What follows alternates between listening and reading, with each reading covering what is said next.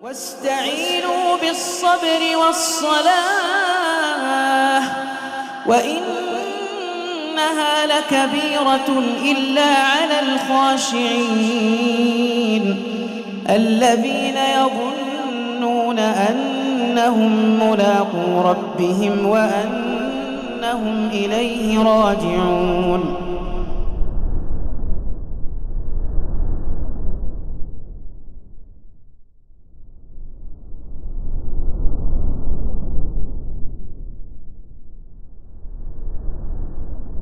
Assalamualaikum warahmatullahi wabarakatuh.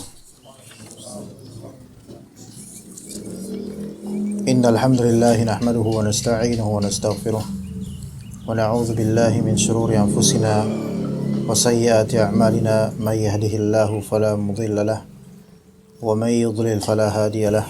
Asyhadu an la ilaha illallah wahdahu la syarika lahu wa asyhadu anna Muhammadan 'abduhu wa rasuluhu la nabiyya ba'dahu. قال الله تعالى في كتابه الكريم يا أيها الناس اتقوا ربكم الذي خلقكم من نفس واحدة وخلق منها زوجها وبث منهما رجالا كثيرا ونساء واتقوا الله الذي تساءلون به والأرحام إن الله كان عليكم رقيبا وقال تعالى يا أيها الذين آمنوا اتقوا الله حق تقاته ولا تموتن إلا وأنتم مسلمون. فإن أصدق الحديث كتاب الله وخير الهدي هدي محمد صلى الله عليه وسلم وشر الأمور محدثاتها وكل محدثة بدعة وكل بدعة ضلالة وكل ضلالة في النار. Amma ba'd, kita lanjutkan kajian kitab Al-Qadha wal Qadar karya Syekh Abdurrahman bin Saleh Al-Mahmud hafizahullah ta'ala. Masih di bab al-awwal Al-Faslu Tsani dari kitab ini, yaitu manzilatul iman bil qadri min aqidatil mu'min. Manzilah atau derajat beriman atau posisi iman terhadap qadar, takdir, dari akidahnya orang yang beriman. Itu benar itu? Apa di sana? Apa kipasnya kayak gitu? Atau diubah tadi? Taruh ke sana. Kita akan membahas terlebih dahulu dalil-dalil rukun iman dan dalil-dalil iman terhadap atau wajibnya beriman kepada takdir. Dikatakan di Al-Fasl Ats-Tsani ini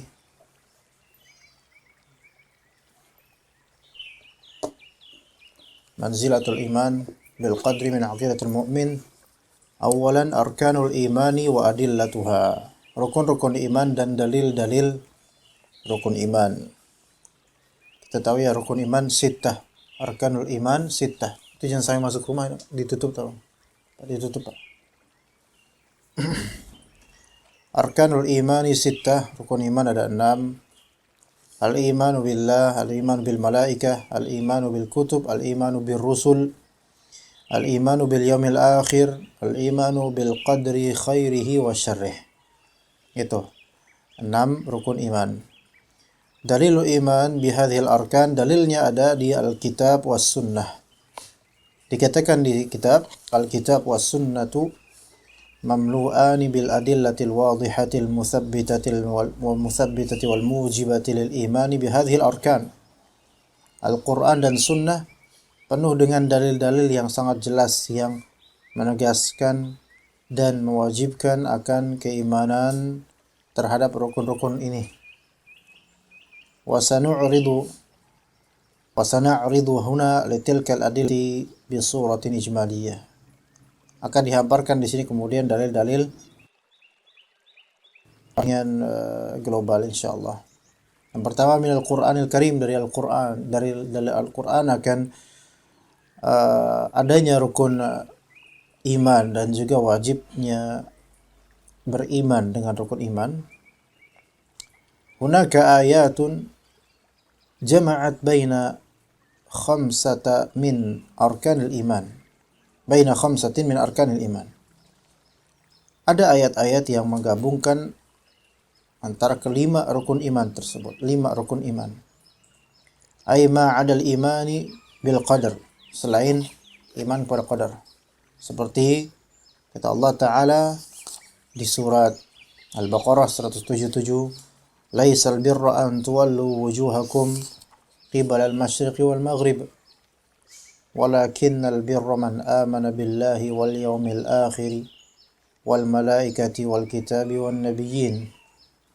Bukanlah kebaikan yang maksimal, yang sempurna itu engkau menghadap ke timur atau barat, bukan di situnya, tetapi albir, kebaikan yang maksimal, yang hakiki adalah siapa yang beriman kepada Allah, rukun iman.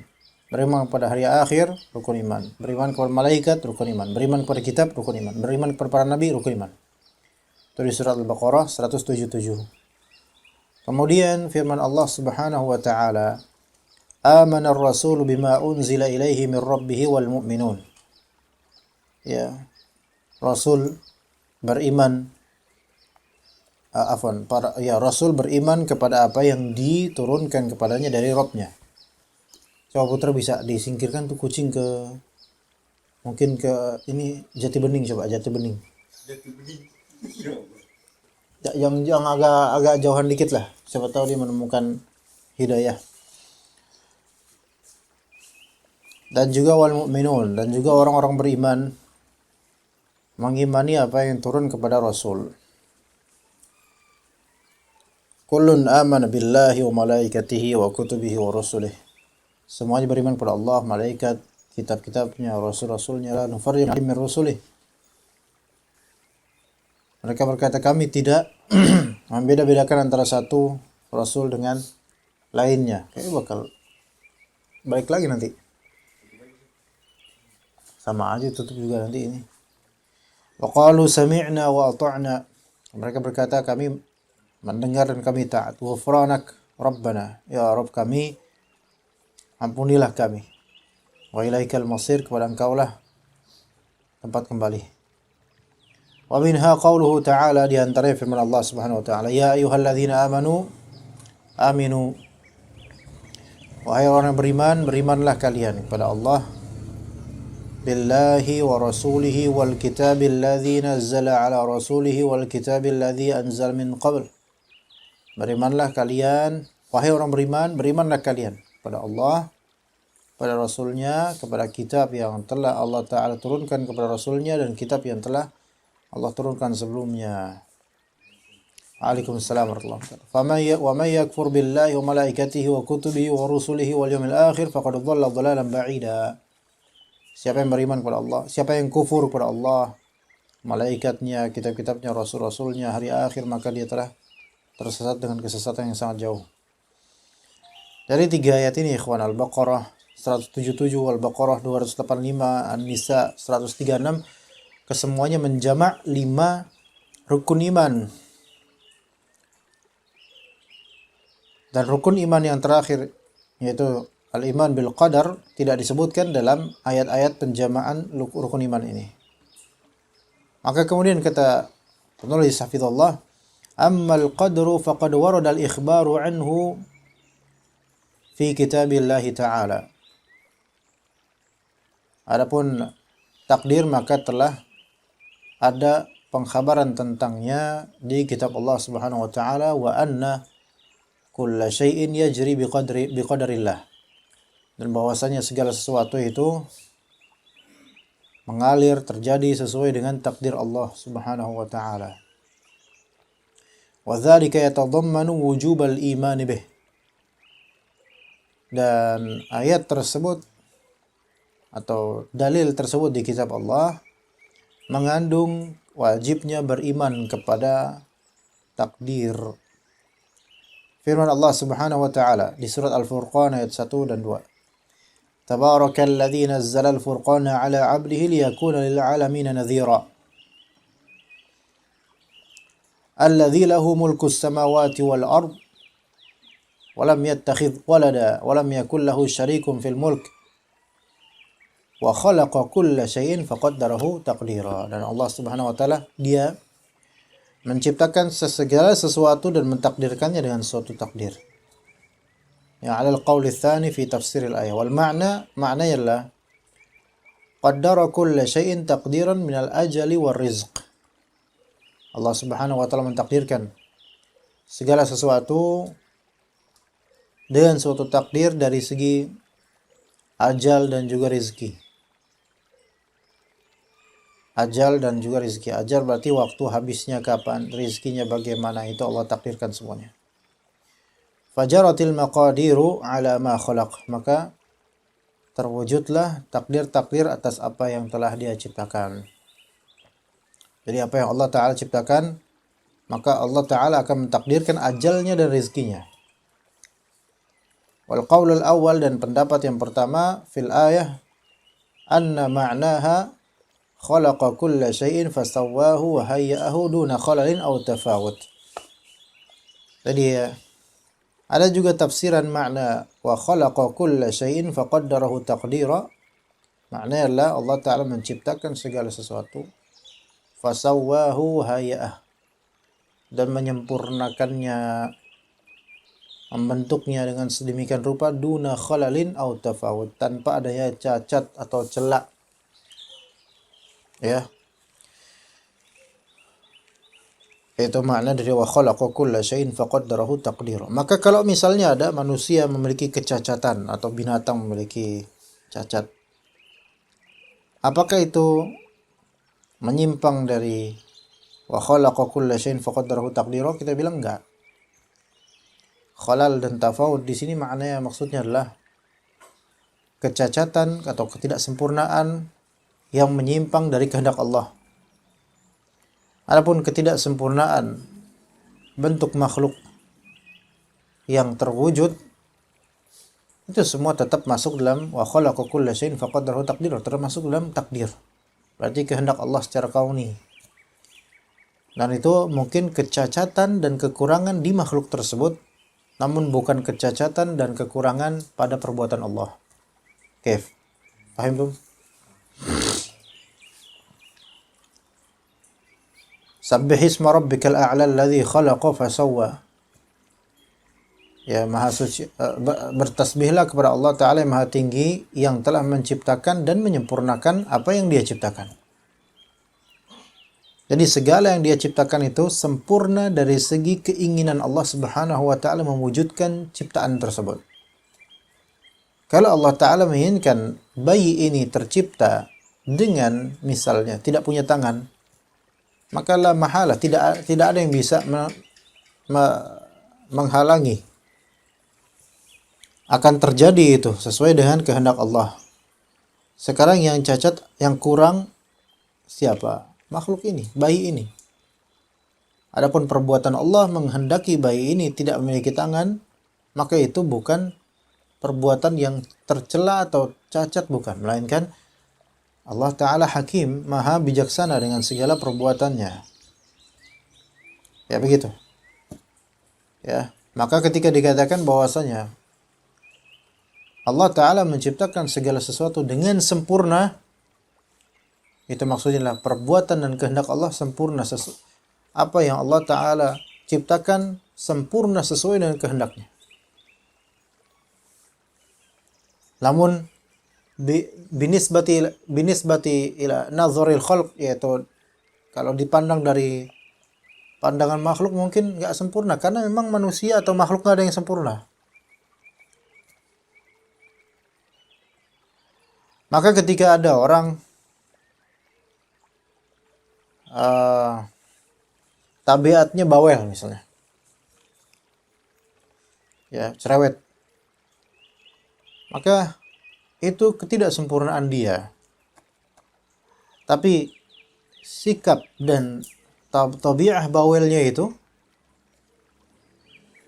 ditakdirkan oleh Allah Ta'ala. Keterjadian di setiap kebawelannya dia itu menunjukkan kesempurnaan kehendak Allah Ta'ala terhadap orang ini. Ya begitu ya. Dan banyak hal lainnya, ya, banyak hal lainnya. Dan segala hal yang menurut kita ini ada kecacatan, namun ini menunjukkan kekuasaan Allah yang sempurna padanya. Khalaqa kulla syai'in faqaddarahu taqdira. Maka kalau dikatakan fasawwahu wa hayya'ahu duna khalalin aw tafawut, Allah menyempurnakan penciptaan makhluk tanpa adanya kecacatan, maka ini dinisbatkan kepada perbuatan Allahnya. Adapun kepada zat makhluknya, mungkin nggak punya cacat? Mungkin. Semua dari kita punya nggak kekurangan, aib, cacat? Iya. Taib. Wa qala ta'ala inna kulla syai'in khalaqnahu biqadar. Al-Qamar 49. Inna kulla syai'in khalaqnahu biqadar. Sesungguhnya segala sesuatu telah kami ciptakan dengan takdir. Qala Ibnu Katsir 'inda tafsir hadhihi al-ayah. Berkata Ibnu Katsir ketika menafsirkan ayat ini. Yastadillu bihadhihi al-ayatil karimati a'immatus sunnati ala itsbati qadarillahi as-sabiqi li khalqih. Para imam ahli sunnah mengambil ayat ini sebagai dalil atas ditetapkannya adanya takdir Allah yang sabiq li khalqih. Bahwasanya takdir Allah itu telah lampau terhadap makhluknya. Lebih dulu mana? Keterjadian atau takdir? Lebih dulu mana, ikhwan? Takdir dulu atau kejadian? Takdir dulu. Baik. Kalimat Allah Ta'ala inna kulla syai'in khalaqnahu biqadar. Sesungguhnya segala sesuatu telah kami ciptakan dengan takdir. Para ulama ahlus sunnah mereka mengambil ayat ini sebagai dalil bahwasanya takdir Allah itu telah berlaku, telah ada terhadap makhluknya. Dan dikatakan di sini wa huwa ilmuhu al-asya'a qabla kauniha. Yaitu bahwasanya itu merupakan ilmunya Allah terhadap segala sesuatu sebelum keberadaan atau keterjadian. Paham gak? Mana yang lebih dulu? Kejadian atau keberadaan makhluk atau ilmu Allah terlebih dahulu? Ilmu Allah. Jadi Allah telah mengetahui. Wa kitabatuhu laha qabla bar'iha. Dan penulisan, pencatatan oleh Allah Ta'ala terhadap takdir untuk segala sesuatu sebelum apa? Bar'iha. Sebelum terrealisir segala sesuatu itu. Ya. Ini disebutkan oleh Imam Ibnu Katsir rahimahullah dalam kitab tafsirnya. Ya begitu ya. Bagaimana sikap kita muslim, ahlus sunnah terutama? Ketika meyakini kita nih bahwa segala sesuatu telah Allah Ta'ala ketahui dan Allah Ta'ala catat dan Allah kehendaki. Segala sesuatu hatta yang belum terjadi sekarang. Maka tidakkah kita bertawakal kepada Allah dalam urusan rizki, ajal, surga, neraka? Gitu kan? Dan Allah Ta'ala tetap membebani kita dengan apa? Ikhtiar. Beribadah kepada Allah Subhanahu wa Ta'ala. Apa berarti tugas kita sekarang? Sekarang tugas kita itu apakah untuk pusing memikirkan masa depan? Tugas kita sekarang adalah beribadah kepada Allah Ta'ala dengan menjalankan syariatnya dan Allah yang jamin rizki dan masa depan. Karena sudah Allah Ta'ala atur semuanya. Makanya untuk urusan dunia jangan terlalu mengejar karena sudah Allah atur. Yang mengejar sudah Allah atur, yang santai sudah Allah atur, yang mager Allah atur juga. Tapi Allah itu hakim, maha bijaksana. Ada kalanya yang capek-capek mengejar dunia dan dia mendapatkan sedikit. Walaupun terlihat banyak tapi sedikit kepuasannya. Ada pula yang santai-santai saja mengejar dunia namun serius dalam mengejar akhirat. Allah cukupkan kebahagiaan dia. Begitu. Kemudian minas sunnah. Dalil dari sunnah akan rukun iman. Hadithu Jibril al-masyhuru alladhi rawahu Abdullah ibn Umar an Abi Umar bin Khattab radhiyallahu anhu wa fihi qala fa akhbirni 'anil iman. Pertanyaan malaikat Jibril, coba beritahu saya tentang iman. Maka kata Nabi SAW, antu'mina billah wa malaikatihi wa kutubihi wa rusulihi wal yawmil akhir wa tu'mina bil qadari khairihi wa syarrihi. Engkau beriman kepada Allah, malaikat-malaikatnya, kitab-kitabnya, rasul-rasulnya, hari akhir. Dan engkau beriman kepada takdir baik maupun buruknya. Ini hadis menjamak seluruh rukun iman yang 6. Adapun dalam Al-Quran tidak ada penjamaan dalam satu ayat rukun iman yang 6. Melainkan rukun iman 5 saja. Nah, baru di hadis ada sampai 6. Ya. Wa fi riwayatin ukhra an Abi Hurairah radhiyallahu anhu qala kana Rasulullah SAW yawman barizan linnas. Suatu ketika Rasulullah SAW tampak di depan orang-orang ceramah. Fa'atahu rajul faqal, maka ada seorang pria berkata, ya Rasulullah, mal iman? Iman itu apa? Maka dijawab seperti yang tadi. Antu'mina billah wa malaikatihi wa kitabihi wa liqa'ihi wa rusulihi wa tu'mina bil ba'tsil akhir. Engkau beriman kepada Allah, malaikatnya, kitabnya, pertemuan dengannya, dan rasul-rasulnya, dan engkau beriman terhadap kebangkitan terakhir, yaitu hari akhir. Maka kata Syekh Abdul Rahman hafizahullah, فهذه النصوص دالة على أن أركان الإيمان ستة. Ini nas-nas tadi menunjukkan bahwasanya rukun iman itu ada 6. Wa ala wujubil iman biha kulliha.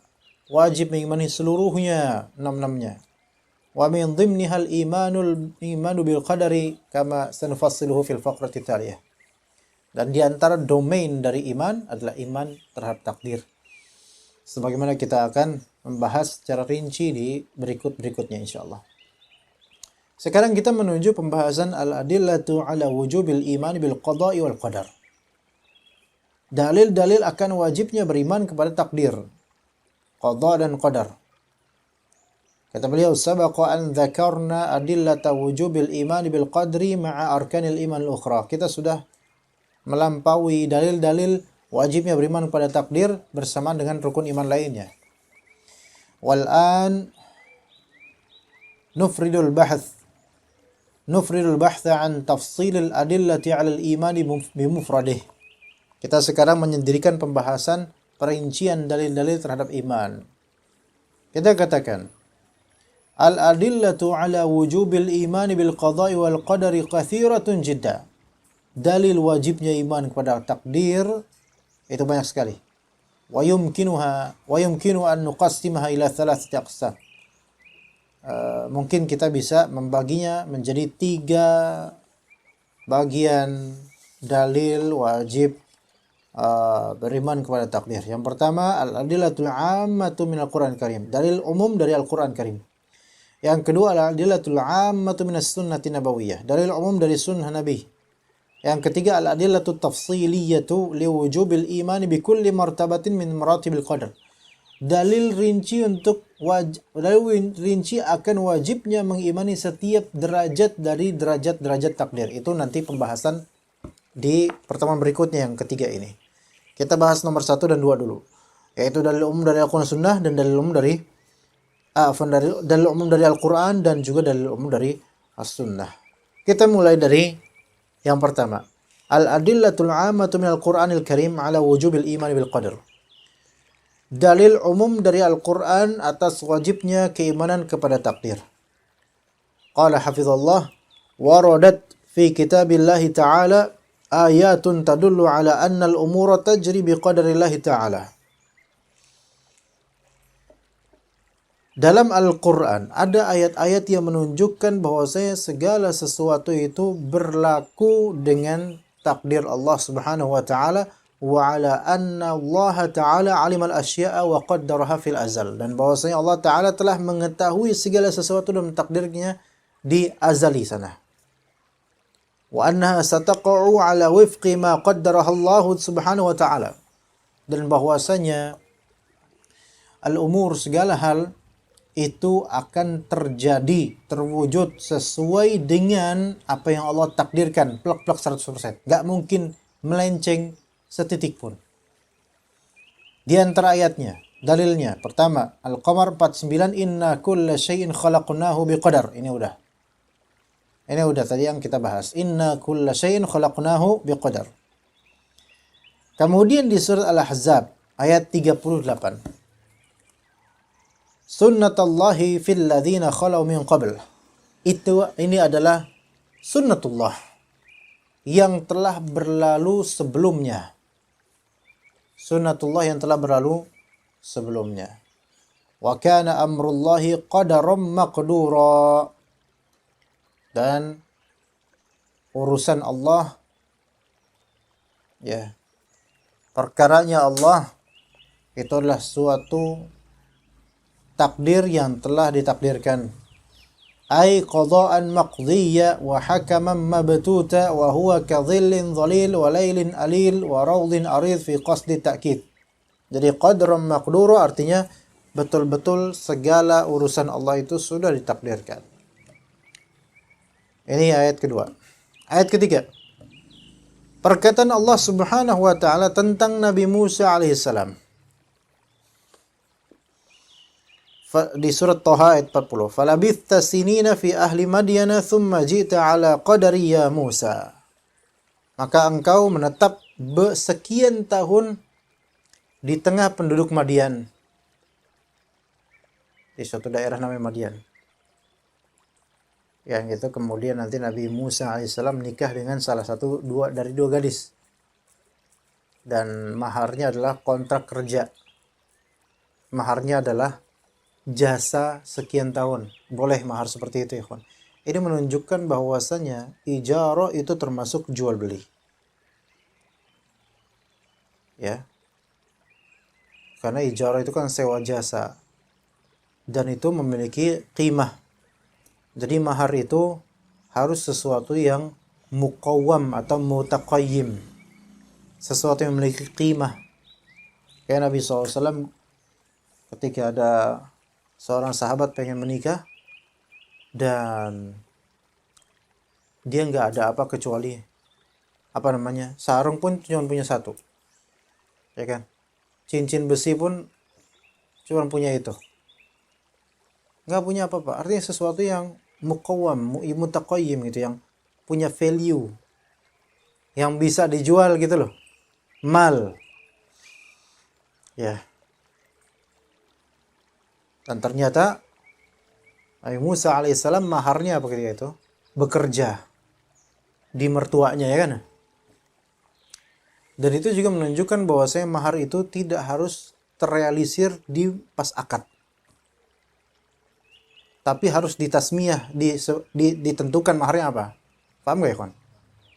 Kan kalau orang Indonesia nggak gitu. Harus ada di mana? Di mejanya. Enggak harus. Kalau di Arab nggak kayak gitu. Bahkan nggak perlu. Mahar itu sebenarnya privasi antara mereka. Kalau di Indonesia malah justru apa? Barometer gengsi. Itu sebenarnya nggak tepat. Cuman nggak apa-apa lah itu. Maksudnya itu nggak melanggar syariat juga. Tafadhol, sebut, tampakan. Dan kalau memang uruf kita seperti itu, udah antum ikutin aja. Agar menghindari fitnah aja. Nah, juga menunjukkan bahwasanya apa? Mahar tidak wajib ada di TKP. Dan boleh sesuatu yang tertunda. Asal maklum. Terketahui apa maharnya.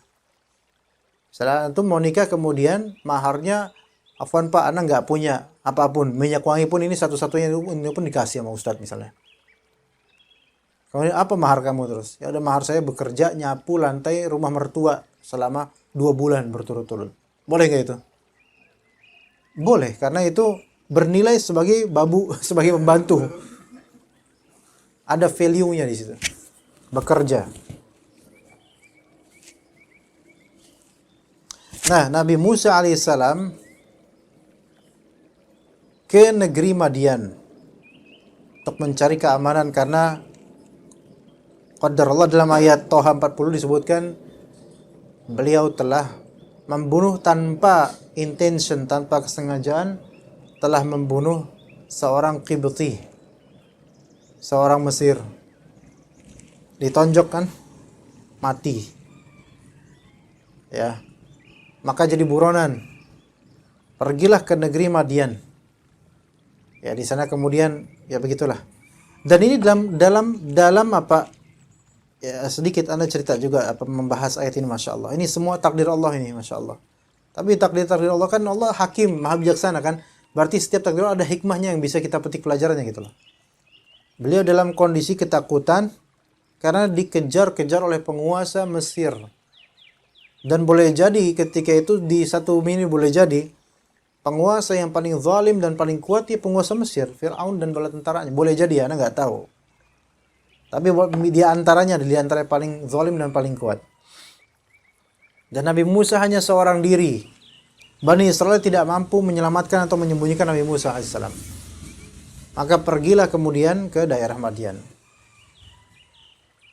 Dan beliau dalam keadaan letih, bingung, dan juga ketakutan. Sampai kemudian beliau berdoa meminta rahmat dari Allah karena beliau fakir terhadap rahmat dari Allah yang Allah turunkan.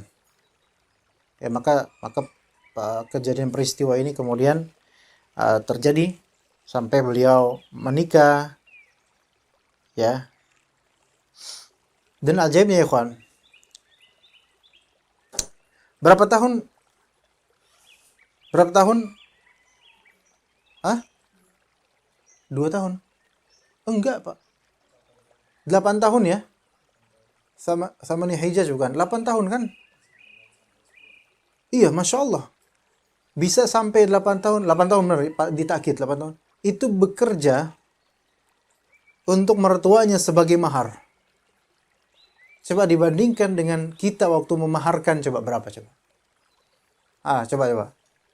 Ada yang termahar cincin, anak kitab Zadul Ma'ad. Anggaplah ya, anak lupa aja. 5 juta. Baik, anggaplah ya. Baik, 5 juta. Antum bekerja 8 tahun dengan pekerjaan normal, misal merasapi. Berapa gaji antum 5 tahun? Alwi. 5 tahun ya, kawan. 5 tahun. 200 juta. Lebih sepertinya. Karena kan tahun kedua naik gaji, naik gitu kan, makin profesional. Ala kulli hal, lebih mudah mana? Memaharkan 200 juta plek-pleng gitu, selesai urusan, dengan antum memaharkan bekerja 8 tahun. Berarti masih lama penunaian 8 tahun ini. Lebih berat mana ikhwan? Di perasaan. 8 tahun. Tapi kenapa Nabi Musa alaihissalam menyetujui mahar seperti itu? Kuncinya di al-istihya. Maka datanglah salah satu gadis tersebut jalan ke Nabi Musa alaihissalam dengan rasa malunya. Jadi rasa malunya akhwat ini dihargai oleh siapa? Nabi Musa alaihissalam dengan perjuangan 8 tahun. Maka kalau kita punya istri atau punya calon yang memiliki rasa malu, itu berat harganya, ikhwan. Tapi kalau misalnya kita punya istri atau calon yang nggak tahu malu, baik sama kita sebagai calonnya atau sama orang lain yang bukan siapa-siapa, maka nggak pantas. Nggak pantas untuk mendapatkan perjuangan antum gitu loh. Tapi antumnya juga harus tahu malu. Kalau dia tahu malu, antum nggak tahu malu, ya repot juga, ketimpang juga. Ya. Maka falabitha sinina fi ahli Madian. Sebagian dari ustadz menyampaikan bahwasanya mertuanya Nabi Musa dan Nabi Syuaib. Padahal tidak ada satupun asar yang sahih tentang itu, nggak ada. Hanya mencocokkan dengan apa? Dengan kenyataan kata Allah Ta'ala, wa ila Madyana akhahum Syuaiba. Dan ke negeri Madian ada saudara mereka namanya Syuaib. Lalu karena dicocokkan dengan ayat Toha dan ayat lainnya bahwasanya Nabi Musa ketika dikejar-kejar Firaun ke negeri Madian, Oh, pas nih di Negeri Madian ada juga Nabi Syuaib gitu. Dicocokkan itu pertama. Dan itu pencocokan yang tidak bisa dibuktikan dengan benar. Itu pertama. Kedua, apakah Nabi Musa alaihissalam dan Nabi Syuaib satu zaman betulan? Ana tidak tahu. Tapi tidak ada riwayat yang menegaskan bahwasanya mertuanya Nabi Musa adalah Nabi Syuaib. Tidak ada. Ya. Ini terserah. Mau yang mengatakan ahli sejarah, tapi mana tunjukkan bahwasanya memang betul bahwasanya mertua Nabi Musa adalah Nabi Syuaib. Ya, dan di sini syahidnya untuk tema ini adalah tsumma ji'ta ala qadari ya Musa. Kemudian engkau datang sesuai dengan takdir wahai Musa. Ai annahu jaa'a muwafiqan liqadarillahi ta'ala wa iradatihi ala ghairi mi'ad. Bahwasanya Nabi Musa alaihissalam bisa datang sesuai dengan takdir Allah Ta'ala dan kehendak Allah Subhanahu wa Ta'ala. Yang ketiga, yang keempat. Wa qauluhu ta'ala faja'alnahu fi qararin makin ila qadarin ma'lum faqadarna fa ni'mal qadirun.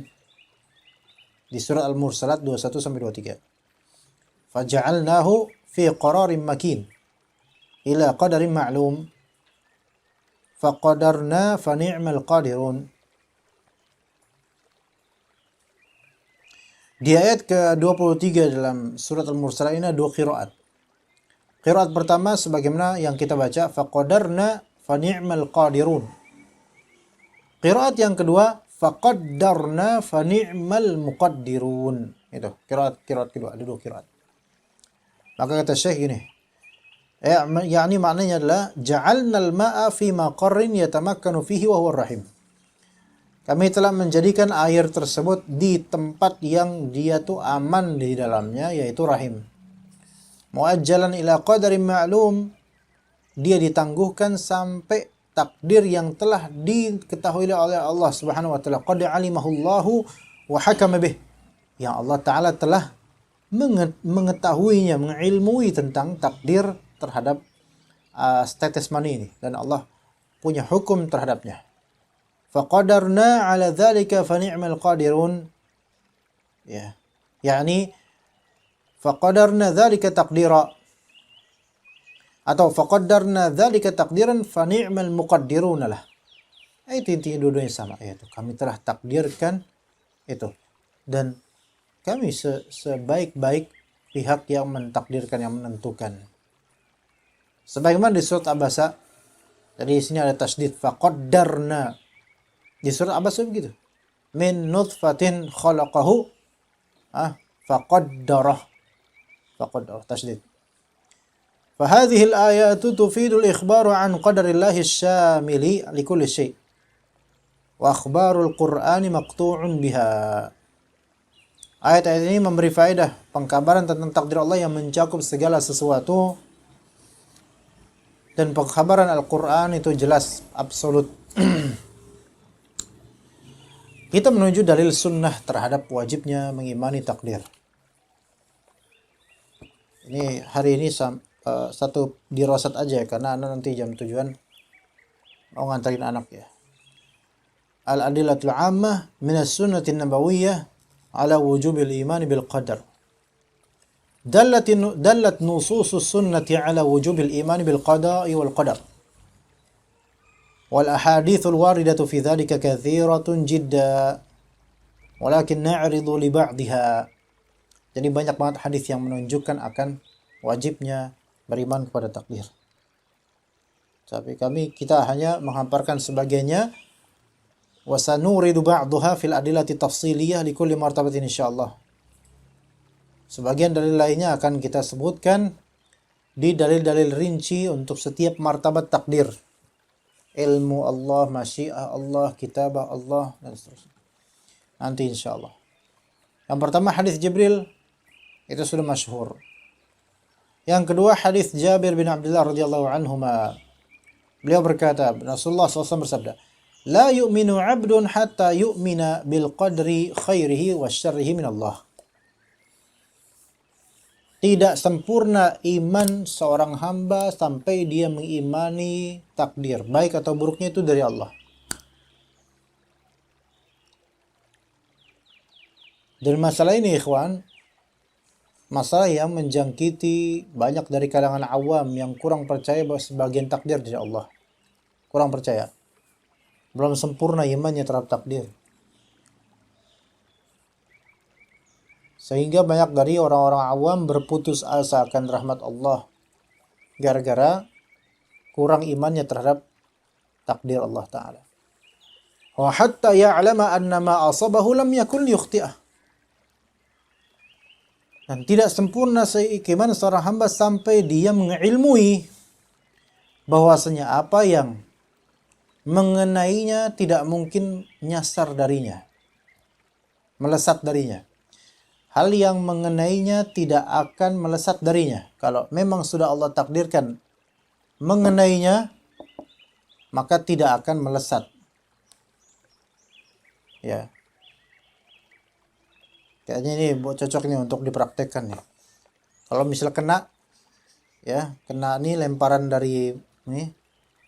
Kalau bener, anak bisa praktek nih. Iya. Blok, kena pala, tas gitu. Ustaz, kenapa lempar? Qadarallahu ma syafa'al.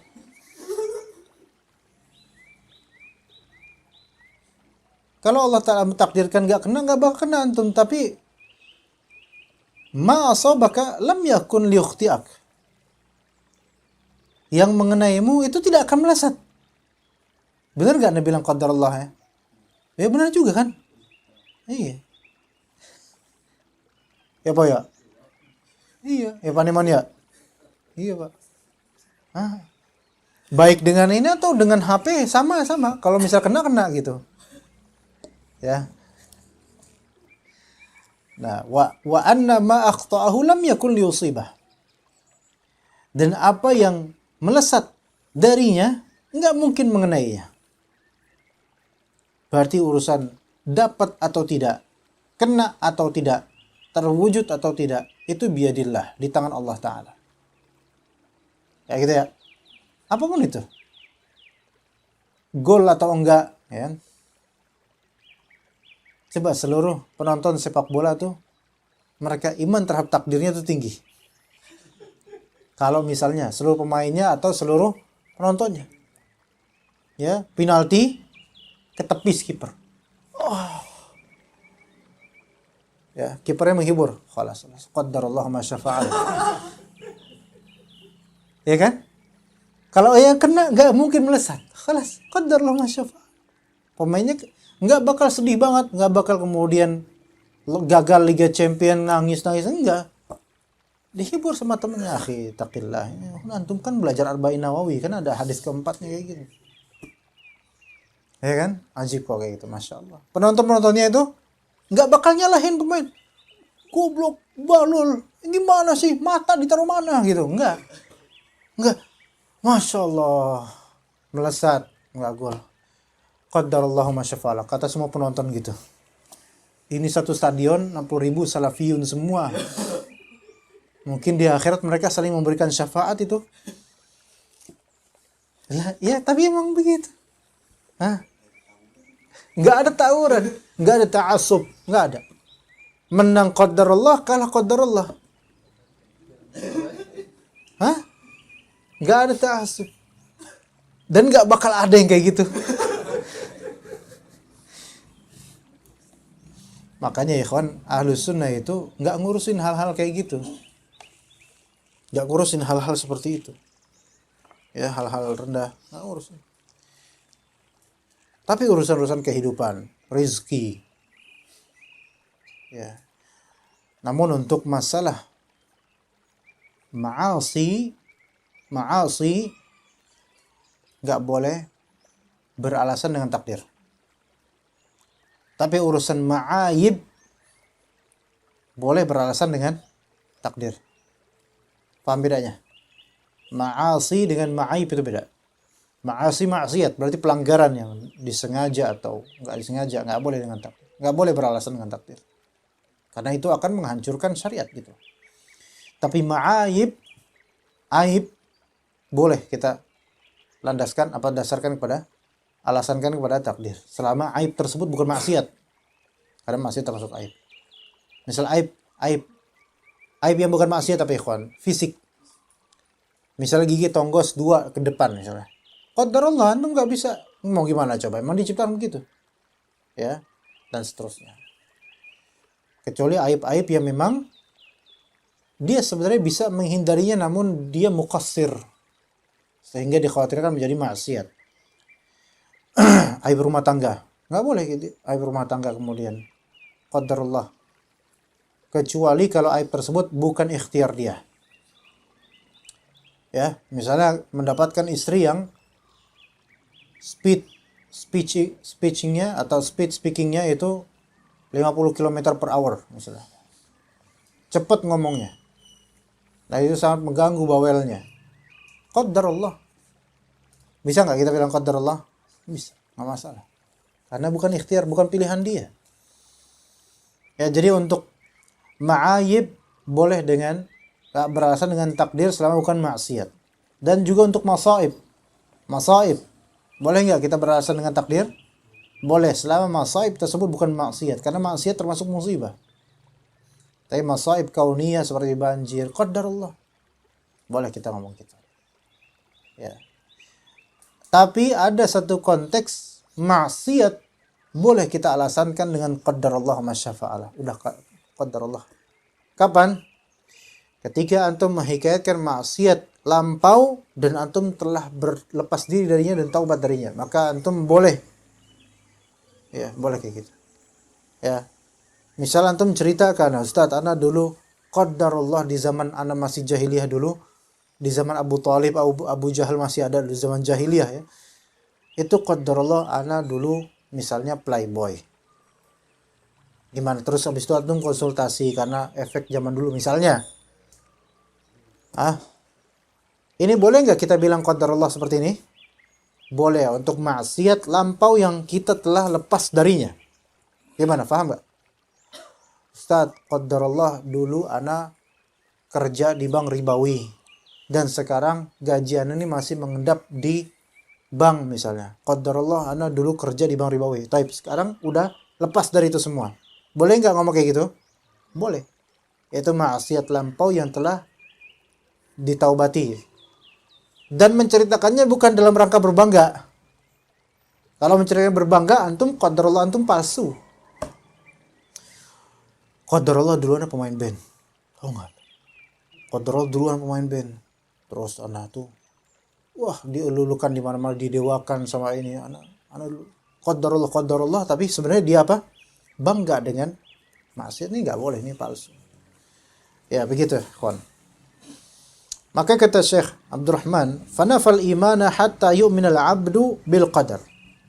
Allah Subhanahu wa taala menafikan kesempurnaan iman hingga seseorang, atau menafikan iman hingga seseorang mengimani takdir. Wa anna ma yajri alaihi innama huwa biqadarin min Allah la yataghayyaru abada. Apa yang terjadi pada dirinya, Masya Allah, apa yang terjadi pada diri ini takdir Allah Ta'ala. Terjadi pada diri kita. Tiba-tiba diayamkan begini padahal kita sedang serius. Apa yang terjadi pada diri kita takdir dari Allah Subhanahu wa taala, la yataghayyar abada. Tidak akan berubah selamanya kalau sudah Allah Ta'ala takdirkan lauh mahfuz. Wa nafyul imani amman lam yu'min bil qadri yadullu ala wujubih. Menafikan, menihilkan iman bagi orang yang tidak mengimani al-qadar, itu menunjukkan akan wajibnya beriman kepada takdir. Gimana? Antum paham nggak? Antum udah bisa bahasa Arab nggak sih? Dikit. Tapi kajiannya ada manfaatnya kan? Alhamdulillah. Ada, alhamdulillah. Kalau nggak ada, antum bisa starting motor pulang. Taib. Kemudian yang ketiga.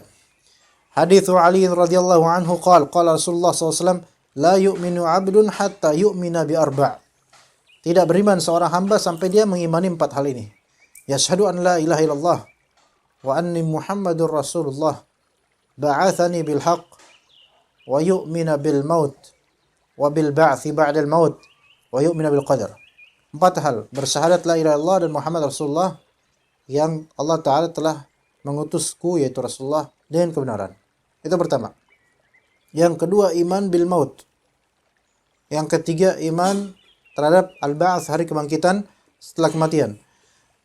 Dan yang keempat, wa yu'minu bil qadar, mengimani takdir. Kata Syekh di sini kemudian, fal muradu bil hadithi nafyu aslil imani amman lam yu'min bihadhil arba'. Yani maksud hadis adalah menafikan akar keimanan dari orang yang tidak mengimani 4 hal ini. Pertama, syahadatu an la ilaha illallah wa syahadatu Muhammad Rasulullah. Itu jelas.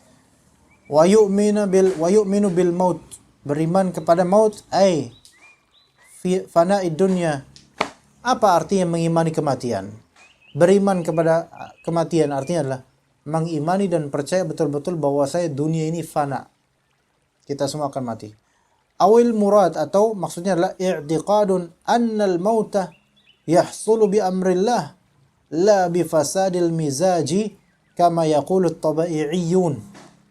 Atau maksud dari mengimani adanya kematian adalah i'tiqad, meyakini bahwasanya kematian itu terjadi karena perintah Allah, takdir Allah. Bukan bifasadil mizaj, karena kerusakan mental jiwa, bukan. Kematian itu karena takdir Allah Ta'ala.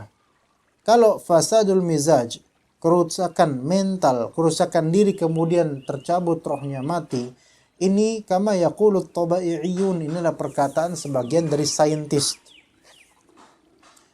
Kemudian wa yu'minu bil ba'tsi ba'dal maut, mengimani hari kebangkitan setelah kematian. Wa yu'minu bil qadri wa anna kulla ma yajri bi qadarillahi ta'ala wa qada'ih, mengimani takdir dan bahwa segala yang terjadi itu sesuai dengan takdir Allah dan qada'nya. Wa nafyu aslil imani amman lam yu'min bihadhil umuri yadullu ala wujubil imani biha, menafikan asal dari keimanan dari orang yang tidak mengimani 4 hal ini menunjukkan wajibnya kita mengimani semua itu, di antara iman terhadap takdir. Yang keempat, hadits Tawus. Beliau bercerita, adraktu unasan min ashabir Rasul sallallahu alaihi wasallam yaqulun kullu syai'in biqadar. Kata Tawus, aku telah mendapatkan banyak orang dari sahabat Rasul, mereka mengatakan segala sesuatu dengan takdir. Kullu syai' biqadar, segala sesuatu itu telah tertakdirkan. Wa sami'tu Abdullah bin Amr atau Abdullah bin Umar radhiyallahu anhuma yaqul qala Rasulullah SAW, kata Rasulullah SAW, kullu syai'in biqadarin hatta al-ajzi wal kis awal kisi wal ajiz. Segala sesuatu itu sesuai dengan takdir Allah sampai al-ajiz dan al-kis, atau al-kis dan al-ajiz. Al-ajiz artinya apa? Al-ajiz artinya, ikhwan?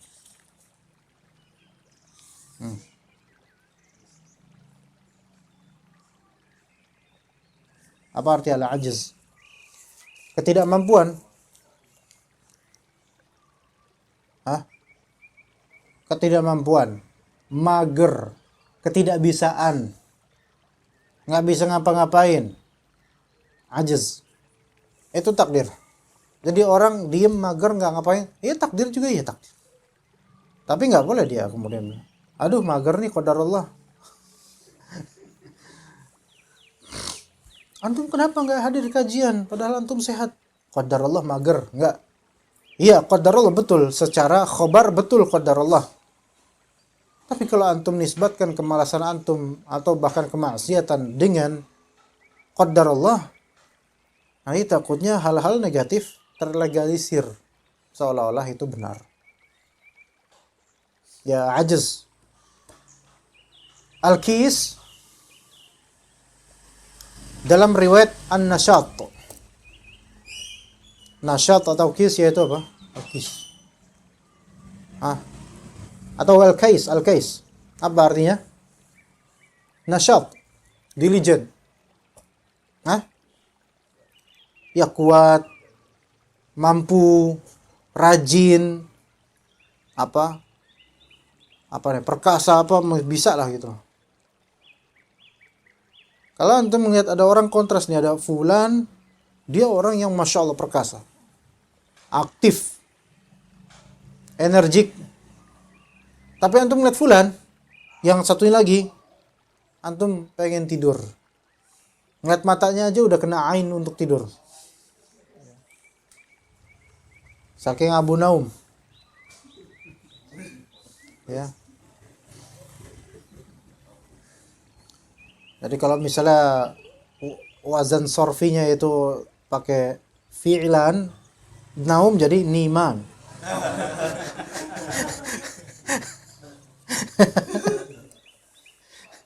Gak apa-apa ya Pak ya, diedit.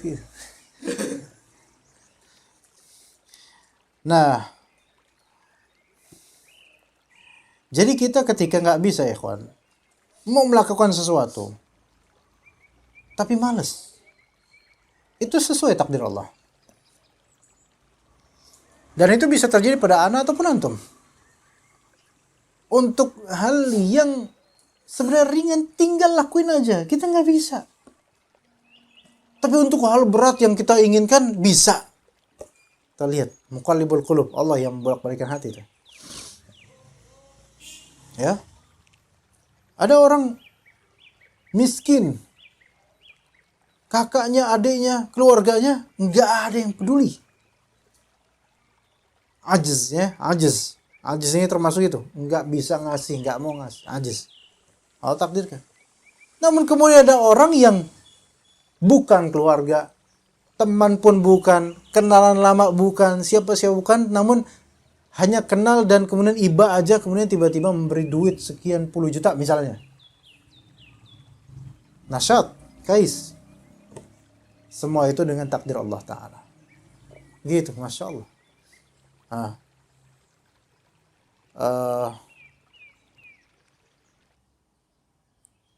Anak ke Pak RT situ aja susah.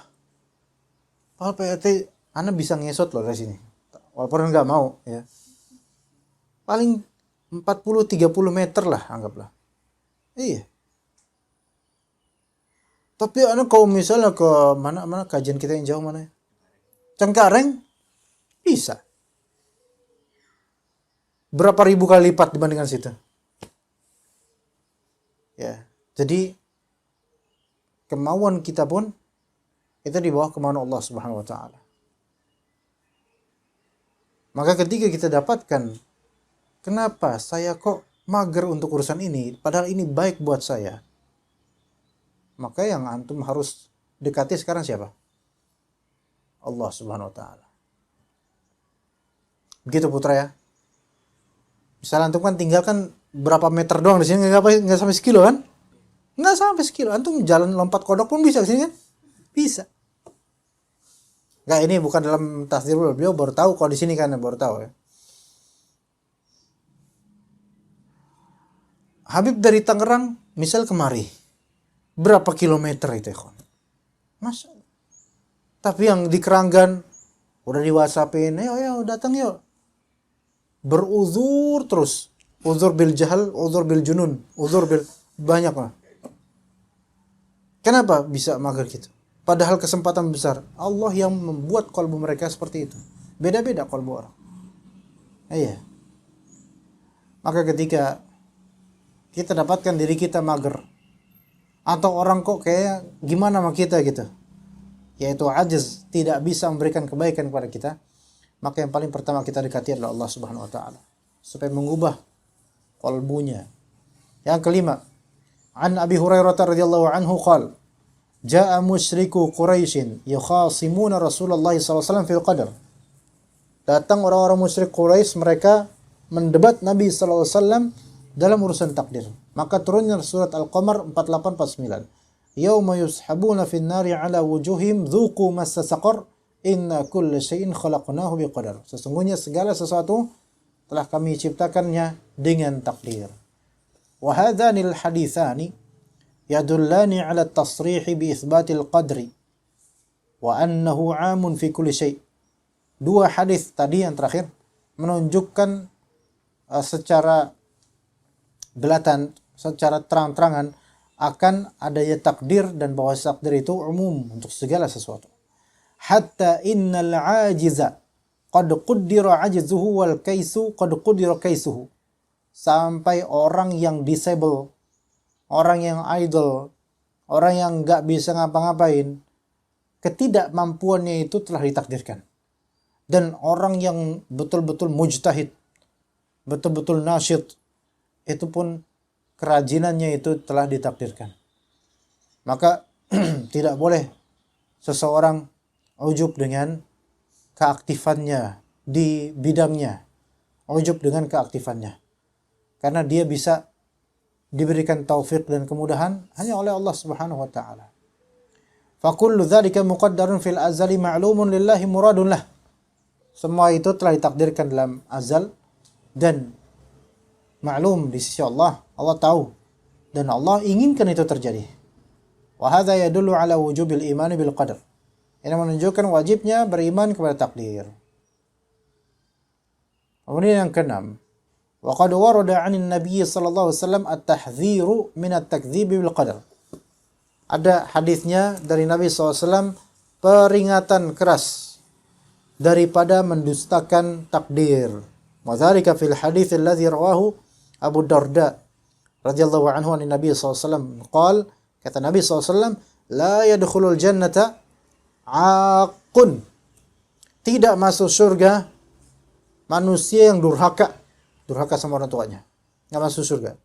Wala mudminu khamrin, tidak masuk surga orang yang terus menerus kecanduan minum khamr. Nauzubillah min dzalik.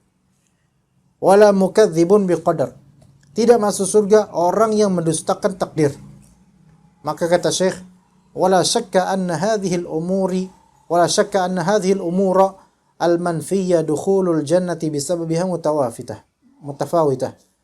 Tidak disangkal lagi hal-hal yang masuk surga, hal-hal yang menyebabkan seseorang tidak masuk surga dengannya, ini kan ada beberapa model. Dan a'zamuha at-takdzibu bil qadar. Yang paling tinggi dari hal-hal yang membuat seseorang tidak masuk surga adalah mendustakan takdir. Fatasdiqu bil qadari wajib. Mempercayai, mengimani takdir wajib. Dan merupakan sebab lidukhulil jannah. Merupakan sebab masuknya seseorang ke surga. Begitu ya ikhwan. Jadi insyaallah ini ilmu ini memperkuat dan memperkokoh iman kita pada takdir. Ya, supaya kita tidak stres, enggak frustrasi. Ya, jadi jangan pernah remehkan. Dan kalau antum melihat dunia psikologis, enggak pernah mereka membahas kayak gini. Karena dari barat. Ya. Karena dari barat. Sebenarnya ini semua kunci dari segala basic psikologis. Sekiranya seseorang betul-betul mengilmui tentang takdir, dia enggak tertekan psikologisnya, insyaallah. Kalaupun tertekan, dia punya ilmu ini. Dia bertawakal pada Allah, dia mendekatkan diri pada Allah, dan Allah pasti menyelamatkan dia. Walladzina jahadu fina lanahdiyannahum subulana wa innallaha lama'al muhsinin. Ya, may yahdihillahu fala mudhillalah wa may yudlil fala hadiyalah. Gitu dan seterusnya. Ya, wallahu taala alam. Sampai situ insyaallah materinya. Ada soal insyaallah ikhwan? Ada pertanyaan? Atau cukup insyaallah? Cukup sampai sini insyaallah. Fadhal.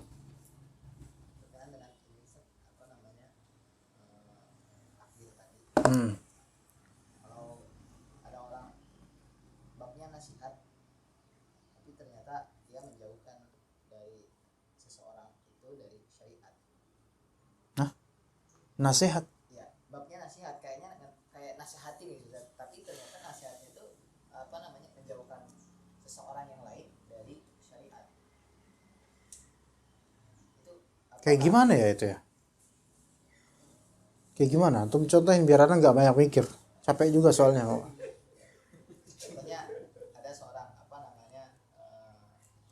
akhwat sudah siap menikah lagi, suaminya sudah siap menikah lagi. Terus? Cuman ada akhwat dia menasehati akhwat yang sudah siap di madu tadi. Allah musta'an. Babnya nasihat nih yang perempuan ini. Masya Allah, anak nggak tahu terjadi musibah apa terhadap anti. Padahal si perempuan yang ini tadi itu sudah dengan yakin dengan ini bahwa ini tuh adalah yang Siapa perempuan itu? ada. Nah ini apakah apa namanya berkenaan dengan takdir tadi, memang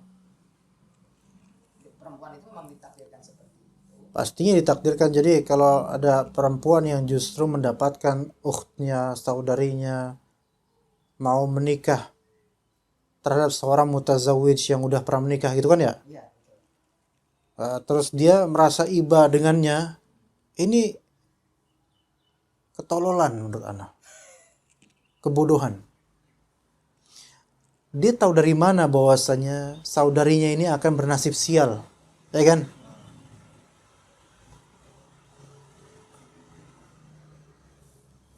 Mungkin karena yang itu udah menikah, yang menasihati udah menikah. Sudah. Itu karena dia mempelajari nasib dia yang apes dengan suaminya mungkin. Dan dia refleksikan bahwasanya kamu tuh akan bernasib seperti saya loh nanti. Enggak, nasib orang beda-beda. Inna kulla syai'in khalaqnahu biqadar. Enggak boleh kita menghalangi orang ibadah dan orang itu sudah Allah Ta'ala beri hidayah, kemudian kita malah mengidlalkan dan menyimpangkan hidayah tersebut hanya karena share pengalaman pribadi yang belum tentu terwujud pada orang lain. Nggak boleh seperti itu. Kecuali kalau pengalaman pribadi tersebut umum terjadi pada orang-orang. Nah, ini mungkin. Ini mungkin. Ya. Tapi kalau untuk share pribadi doang dan untuk akhwat ini yang mau menikah mungkin dengan seorang mutazawwij, nggak ada tuh fatwa-fatwa ulama yang kemudian jangan ukhti, kamu nggak tahu kalau misalnya kamu nanti di madu kamu bakal gini. Nggak ada fatwa ulama manapun kecuali ulama su atau ustadz yang mungkin pernah gagal atau gimana untuk memblokir hal-hal seperti ini. Nggak boleh seperti itu. Karena pertama syarat ini dihalalkan atau bahkan disunahkan untuk sebagian orang. Bilang dihalalkan, dimubahkan atau disunahkan untuk sebagian orang, nggak semuanya. Itu satu. Sehingga ini masuk dalam ranah syariat yang marghubun fi, dianjurkan, hal yang baik. Dan ketika itu adalah hal yang baik, kemudian Allah Ta'ala memberikan hidayah dan taufik, maka jangan menjadi syaitan yang menghalangi hidayah dari Allah Subhanahu wa Ta'ala. Sama seperti begini. Orang tua mendapati anaknya sudah besar, siap untuk menikah, dan anaknya pun sadar akan fitnah. Di masa kuliah, dia pun minta ke bapaknya, Pak, ini akhwat minta ke bapaknya, Pak, saya mau nikah. Ya, atau putranya ini, misalnya anaknya putra, Pak, saya mau nikah, Pak. Ada gadis yang saya suka. Demi menghindari fitnah. Ya. Bapaknya bilang, kamu tuh bisa apa? Tunggu selesai kuliah. Tunggu punya kerjaan. Kan kebanyakan gitu. Logis, betul logis. Tetapi kita lihat apa keinginan dari putra ini untuk menikah. Apa keinginannya, kawan? Pengen menjaga diri dari fitnah kan? Pengen menghindari zina kan? Taib. Yang dikhawatirkan bapaknya apa sekarang? Perzinahan atau rizki? Rizki. Ya. Kalau bapaknya berpikir, kata Nabi SAW, salasatun haqqun 'ala Allahi a'unuhum. Ada 3 golongan yang hak Allah Ta'ala, maksudnya pasti Allah Ta'ala tolong mereka. Al-mujahid fisabilillah, al-mukatab yuridul ada, wan nakihu yuridul afaf. Orang yang menikah karena ingin menjaga kehormatan dirinya, ingin menghindari perzinahan, itu Allah tolong. Ini termasuk nikah lagi. Iya. Tenang. Soalnya berkenaan dengan itu, Ustaz. Banyak apa namanya? Iya, sebentar. Anda terusin. Termasuk untuk menikah lagi. Ini bukan dalam konteks Anda mentang-mentang mau nikah lagi atau gimana. Enggak, dalam semua konteks pokoknya siapapun. Kalau memang betul jujur dia yuridul afaf, dan dia khawatir fitnah pada dirinya, dan dia mau, kalau dalam konteks menikah lagi, ada syarat berikutnya yaitu kemampuan untuk berbuat adil. Kalau nggak bisa berbuatan nggak haram atasnya. Taib. Dan seterusnya, dia pengen afaf, menghindari perzinahan dan menjaga ifah dirinya, kehormatan dirinya, ketaatan dirinya, atau supaya hatinya lebih tenang, tentram, dan bisa lebih baik lagi dalam beribadah. Itu yang nolong siapa nanti? Allah. Bapak ini atau orang tua ini atau paman ini atau bibi ini atau siapapun itu membisikkan, kamu kan masih kuliah. Kamu belum punya kerjaan.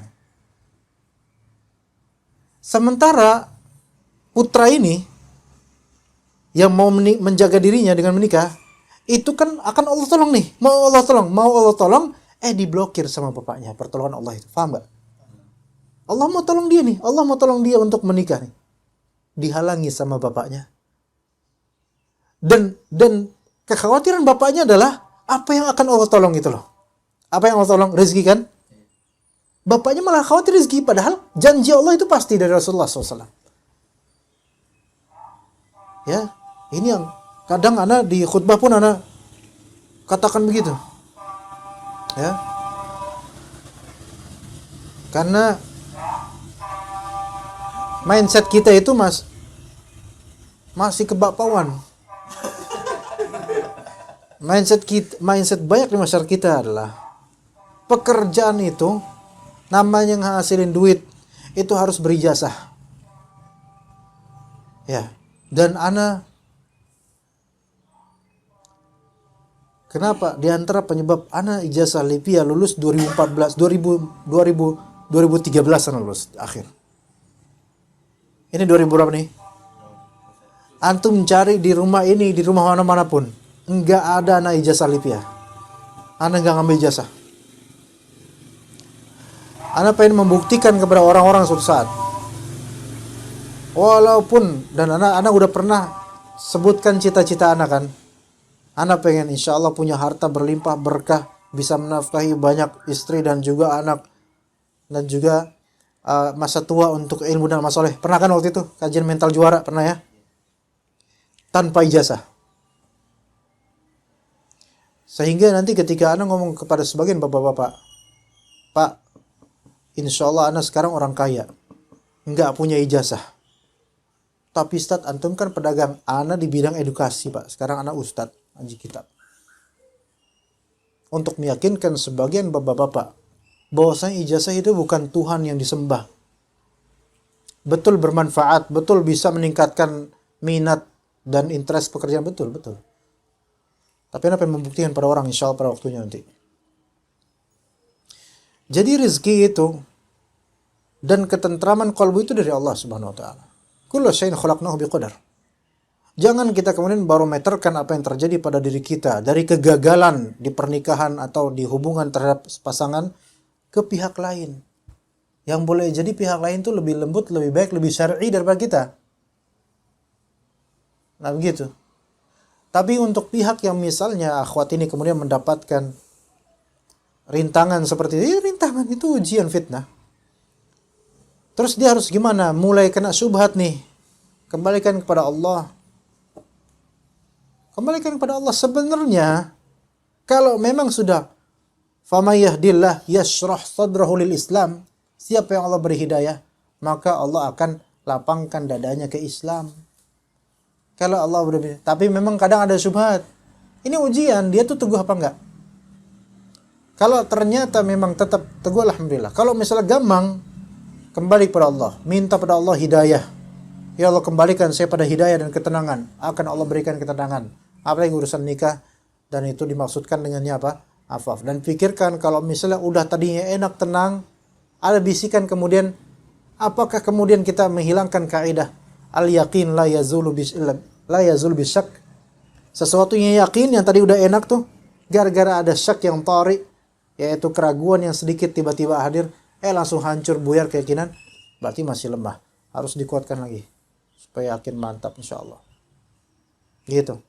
Tapi antum nanti setelah ana. Ya. Pokoknya kalau antum ngadawi ana, antum durhaka sama. Canda Maryam. Antum mau kapan terserah antum. Masih tuh mana, serahkan ke Allah Ta'ala aja. Tapi gitu, ini sebagai motivasi juga buat siapapun ya. Iya. Gitu. Ada pertanyaan lagi Ustaz, di Facebook atas nama Ibnu Muhammad. Assalamualaikum Ustaz. Assalamualaikum warahmatullahi wabarakatuh. Izin bertanya, apakah seorang yang diwafatkan dengan mengucapkan kalimat tahlil menzolimkan bahwa dia bebas dari fitnah kubur dan tidak mampir ke nar? Allahu a'lam, yang mengucapkan kalimat tahlil selama dia masih manzilahnya bukan siddiqin dan bukan syuhada, maka masih ada potensi untuk mendapatkan fitnah kubur. Fitnah kubur itu pertanyaan dalam kubur. Urusan dia bisa menjawab, insya Allah dia bisa menjawab kalau memang akhir kalimatnya itu la ilaha illallah, insya Allah dia bisa menjawab. Jadi tidak fitnah kubur mengerikan, tapi tidak melazimkan azab kalau dia bisa menjawabnya dengan baik. Begitu insya Allah. Walaupun misalnya masih ada potensi mendapatkan fitnah kubur. Fitnah di sini ikhtibar, bukan azab. Pertanyaan di kubur, ya kalau ditanya bisa, alhamdulillah, maka alhamdulillah. Dia dapat nikmat kubur insya Allah. Sebagaimana kata Nabi SAW, man kana akhiru kalami la ilaha illallah dakhulal jannah. Siapa yang akhir kalimatnya la ilaha illallah masuk surga. Ini hujan atau apa, ikhwan? Kok kayak suara hujan ya? Mobil dah. Oh iya. Udah, insyaallah. Baik, wassallallahu ala nabiyina Muhammad wa ala alihi wa sahbihi ajma'in. Subhanakallahumma wa bihamdika asyhadu an la ilaha illa anta astaghfiruka wa atubu ilaik. Assalamualaikum warahmatullahi wabarakatuh.